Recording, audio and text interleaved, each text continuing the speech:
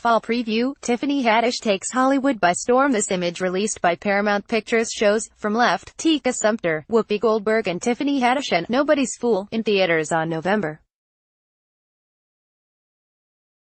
2. Chip Bergman, Paramount Pictures via AP, New York, AP. What's the best thing that's happened to Tiffany Haddish in the past year? Tough question. The 38-year-old comedian takes a deep breath.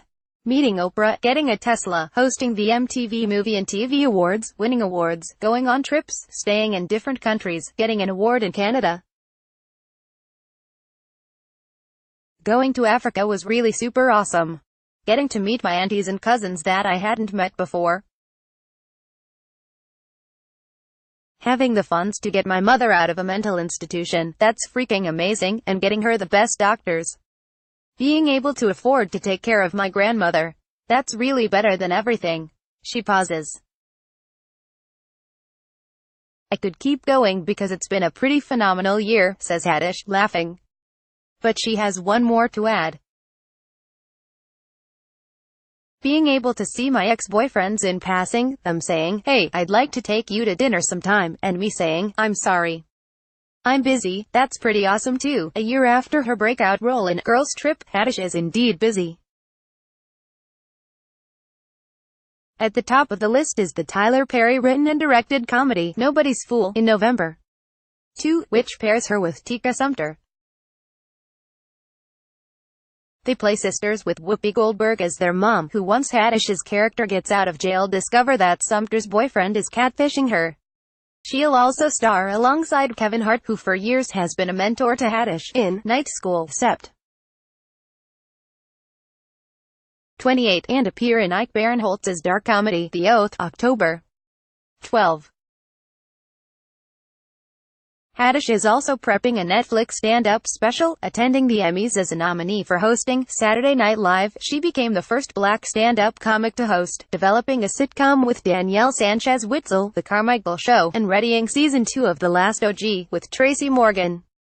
And that's to say nothing of her litany of projects due next year. With blistering speed, Haddish has become one of Hollywood's most in-demand talents. Everyone from Paul Thomas Anderson to Judd Apatow, who's interested in adapting Haddish's memoir, The Last Black Unicorn, wants to work with her. And this fall, she'll be everywhere. It's the culmination of Haddish's inspiring rise from a difficult upbringing to the highest reaches of show business.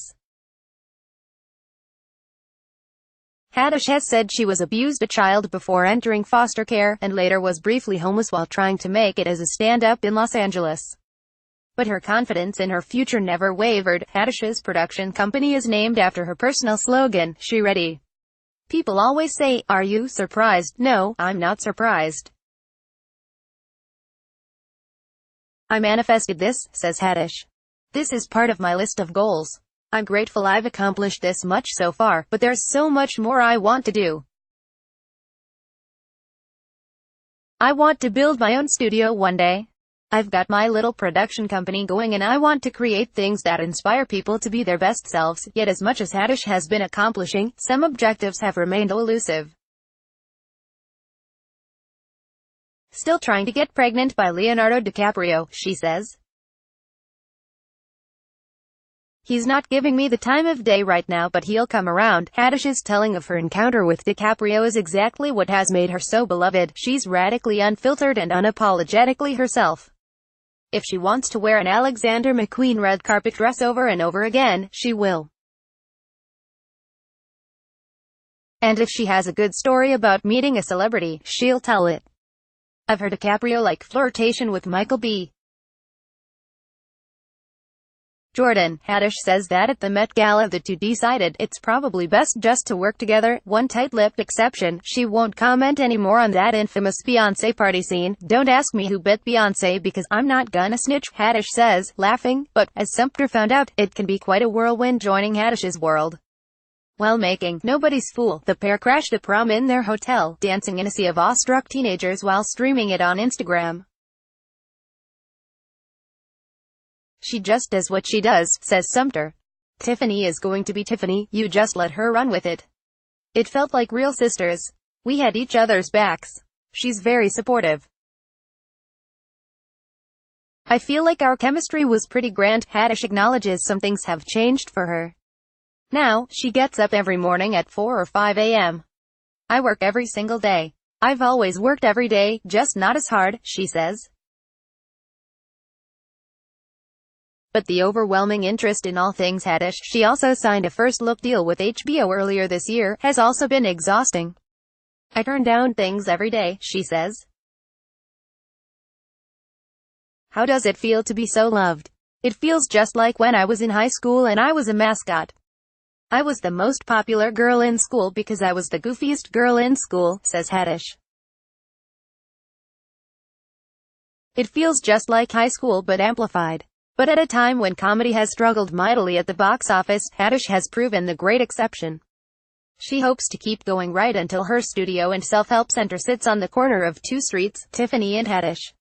She will make it happen, she insists. And I will be changing people's lives for the better, _____. Follow AP film writer Jake Coyle on Twitter at http://twitter.com/JakeSoyle. Copyright 2018 The Associated Press.